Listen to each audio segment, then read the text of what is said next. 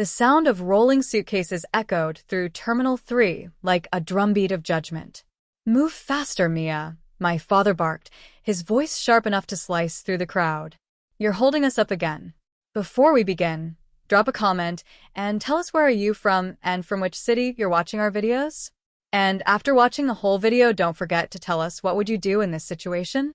Be honest, tell me in the comments below. We read every comment. Let's begin." I bit my tongue and stepped aside as my stepsister Lila strutted past me, her designer heels clicking on the polished floor like a countdown to humiliation. She tossed her glossy blonde hair back and smirked.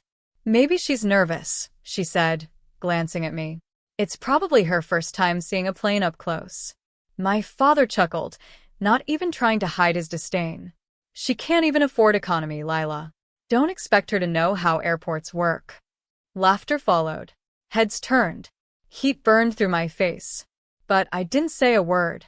I just adjusted the strap of my old backpack and stared at the giant glass windows where planes gleamed under the morning sun. They were flying first class to New York for a family celebration, one I was technically invited to but never truly wanted to attend. Lila lifted her boarding pass with a grin. "First class boarding, Daddy. We'll have champagne before takeoff." "Enjoy that," I said quietly. She rolled her eyes. "Don't be bitter. Some of us just make better life choices."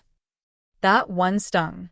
Because 2 years ago, I'd made a choice, walking away from my father's company after he married a woman only 5 years older than me and handed her daughter, Lila, everything I'd built. Now they stood there, all smiles and status, while I was the outsider with an old suitcase and a quiet face.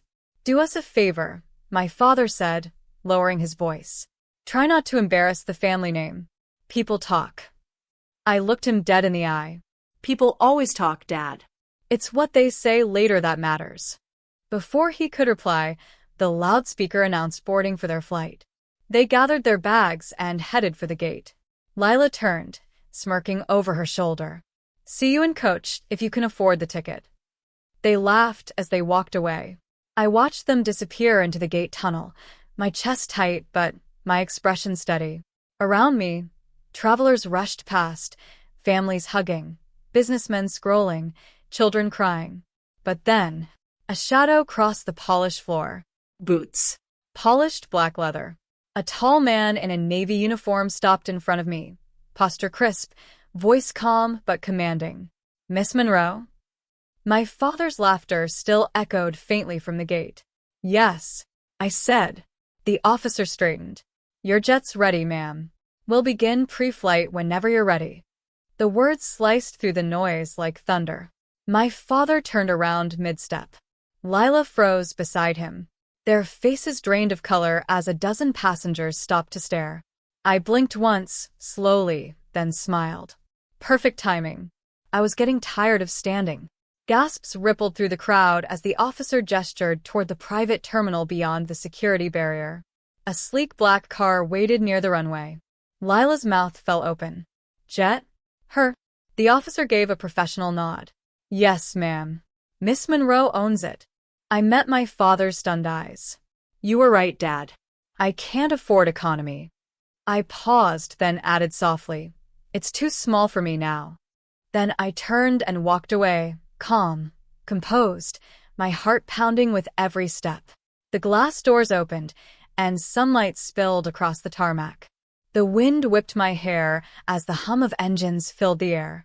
For the first time in years, I didn't feel small. I felt untouchable. The door of the luxury jet closed behind me with a soft hiss, sealing out the chaos of the airport. The scent of polished leather and espresso replaced the cheap perfume and laughter I'd just walked away from. "Welcome aboard, Miss Monroe," said Officer Grant, now smiling with a kind of quiet respect that came from knowing exactly who I was. I sank into a cream-colored seat by the window as the engines rumbled alive beneath the floor. The city stretched below like a story I'd already finished reading. As the jet began to taxi, my phone buzzed, Dad flashing on the screen. I let it ring twice before answering. "Mia," his voice snapped, sharp as ever. "What kind of joke are you playing?"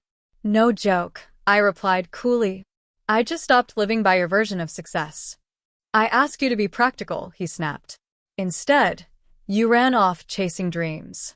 Dreams, I said, leaning back, built the company you're still running, Dad. The one I helped design before you replaced me with Lila.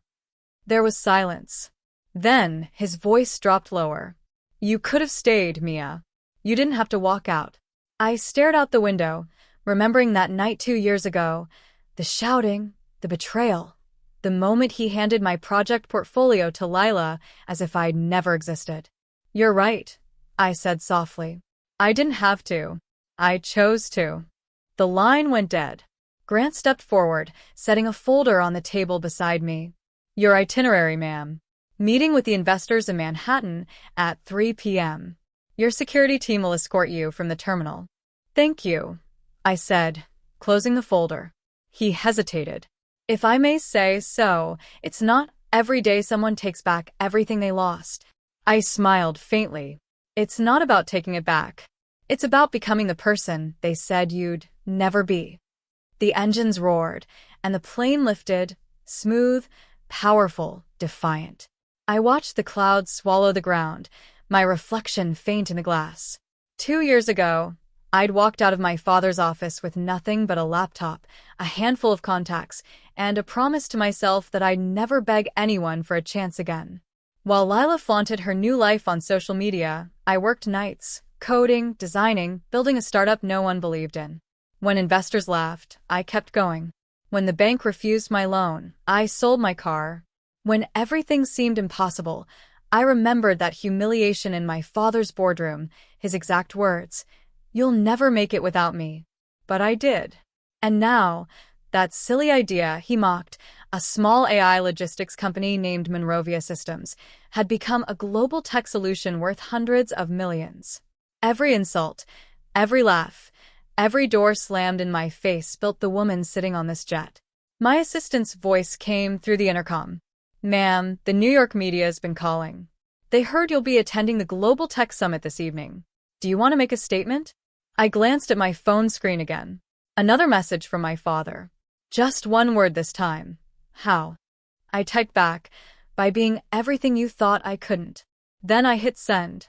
The jet sliced through the clouds as sunlight bathed the cabin in gold. My reflection in the glass looked older, calmer, stronger. For years, I'd let them define me as the quiet one, the forgotten daughter. But now, they'd have to learn my name again, on billboards and headlines, in every corner of the business world. And tonight, when I landed in Manhattan, the same family that laughed at me in the terminal would be at the same summit, sponsored by my company. They just didn't know it yet. I smiled as the city skyline began to rise in the distance. The real takeoff hadn't just happened in the air. It had started the day I walked away from them. The jet wheels kissed the runway with a low hum as Manhattan's skyline glimmered ahead like a challenge. I exhaled slowly, collecting myself. Tonight wasn't just a business event, it was closure. Grant walked me down the private terminal steps to a waiting black SUV. The moment the tinted door shut, my assistant, Sophie, turned from the front seat, tablet in hand. Everything's ready, ma'am. The Global Tech Summit begins in 2 hours. You'll open the event as the keynote sponsor. Perfect, I said, my tone steady, though my pulse had its own rhythm. And the guest list? She smiled knowingly. Richard Monroe and his daughter confirmed attendance this morning. Of course they did. My father never turned down an opportunity for publicity. What he didn't know, what no one knew yet, was that Monrovia Systems wasn't just sponsoring the summit. It owned it this year. As the SUV glided through the city streets, I caught glimpses of billboards flashing my company's logo, neon blue against midnight black. 2 years ago, I was the invisible daughter. Tonight, I was the headline. When we pulled up at the glass-covered venue, camera lights flickered like 1,000 heartbeats. Reporters crowded the entrance. I stepped out into the flashes, wearing a sleek navy dress, not designer branded, but confident, elegant mine. A journalist shouted, "Miss Monroe, is it true Monrovia Systems bought the Global Tech Network?" I met her gaze and smiled faintly. Let's just say, I like to own the places I was once denied entry to. Inside, chandeliers glittered above the marble floors. Conversations buzzed. Suits, champagne, ego, all the same world that once laughed me out of its rooms. And then I saw them. Across the hall, my father, Richard Monroe, was deep in conversation with a group of investors. His new wife, polished as ever, stood beside him. Lila hovered nearby in a red gown, smiling for attention, her laughter echoing just like it did at the airport. They hadn't seen me yet. Miss Monroe, an announcer called, stepping onto the stage. Please welcome tonight's keynote speaker, the CEO of Monrovia Systems. The crowd clapped. My father turned toward the stage, clapping politely until he froze. The microphone light hit my face. Recognition slammed into his expression. Lila's hand dropped from her glass. Mia, she whispered. I smiled calmly, my heels silent against the stage as I stepped up to the microphone. Good evening, everyone. 2 years ago, I was told I'd never belong in this room. Tonight, my company sponsors it. The audience laughed lightly, impressed. But I wasn't joking. I looked directly at my father as I continued, my voice unwavering. I built Monrovia Systems from a single laptop and a coffee shop corner. No inheritance, no investors, just grit and the memory of being told I wasn't enough. Lila's face twisted, but I went on. People often ask what motivates success. For me, it was simple. Humiliation is a louder teacher than privilege. Applause rose, scattered, genuine. My father's hands stayed frozen mid-clap. After the speech, as the crowd mingled, he approached, slowly, cautiously, as though crossing enemy ground. Mia, I didn't know you were successful. I interrupted, my tone soft but sharp. No, you didn't. You were too busy celebrating my replacement. Lila stepped forward. We didn't mean. You meant every word, I said quietly. At the airport, at the office, every time you laughed at what you thought was failure. But you forgot. Some of us rebuild in silence. My father looked at the floor. You're still my daughter. I nodded. Yes. Just not the one you raised. As the orchestra began to play, the crowd swirled around us, business partners shaking my hand, journalists asking for interviews. My father stood lost in the lights, realizing the hierarchy had shifted. Tonight, I didn't just win. I rewrote the story, and they were forced to watch it happen. The night had thinned to a soft hum of music and murmurs. Investors toasted. Journalists scribbled. But at the heart of the grand ballroom, Richard Monroe stood frozen, watching the daughter he once dismissed now command every spotlight in sight. I didn't gloat. I didn't need to. Their silence was enough. Sophie approached me with a glass of sparkling water. Ma'am, the media wants a closing statement before we end. I took the glass, my eyes still on my father across the room. Let them wait a minute. Lila stood beside him, her red lipstick faltering into a nervous line. She whispered something, but Richard didn't move. His expression had changed, less arrogance, more disbelief, maybe even regret. When I finally walked over, conversations around us dimmed. He straightened his jacket, trying to recover old dignity. Mia, he said quietly, I should have known. You were always sharp. I just didn't think that I could succeed without you. I cut in, voice calm, even kind. You made that clear. He exhaled. I said things I regret. No, I replied, setting my glass on the table. You said things that built me. His eyes met mine, tired, defeated. You could have told me. We could have worked together. I smiled faintly. You taught me that working with you meant losing myself. I didn't walk away to punish you. I walked away to remember who I was. Lila stepped forward, forcing a shaky laugh. Come on, Mia. Don't act like some hero. You got lucky with investors. That's all. I turned to her, still smiling. Luck doesn't keep you in business for 2 years straight. And investors don't buy companies, they buy belief.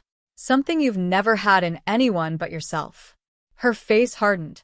You think this makes you better than us? No, I said. It just makes me free. Behind me, The announcer called for closing remarks. Sophie gestured toward the stage, but I raised a hand. 1 second. I looked back at my father, my voice dropping to something softer, real. You know what hurt most? It wasn't losing the company. It was realizing my family only valued me when I was convenient. He swallowed hard. You're right. I failed you. For a moment, I almost believed his sincerity. Almost. But some apologies come too late to matter. So instead of bitterness, I offered something he didn't expect, grace. I forgive you, I said quietly. Not because you deserve it, but because I do. I carried that weight long enough. He blinked, stunned. Mia. I stepped back, glancing at the glowing banner above the stage, Monrovia Systems, building the future. You were right about one thing, Dad, I said, smiling softly. I couldn't afford economy. I was never meant to fly that low. And with that, I turned, walking back toward the stage. The spotlight hit, the cameras rolled, and applause thundered through the hall as I gave the final speech. I talked about resilience, the power of rebuilding, and how being underestimated was the best training ground for success. But as I spoke, I saw my father and Lila near the exit, watching in silence as the crowd stood for me, the daughter they'd mocked, now leading an empire. When the applause ended, I stepped off stage, heart calm. Sophie handed me my coat and whispered, "You did it." I looked back once more toward the doors. "No," I said. I just stopped letting them define what it meant. Outside, the city shimmered with 1,000 lights. My jet waited on the private strip again, engines humming softly. As I climbed aboard, Grant saluted. "Back to California, ma'am?" I smiled. "Home, wherever that really is." And as the plane rose through the clouds, I thought of that morning at the airport, the laughter, the humiliation. Now, miles above them, I finally understood. Some farewells aren't said with words. They're written in altitude.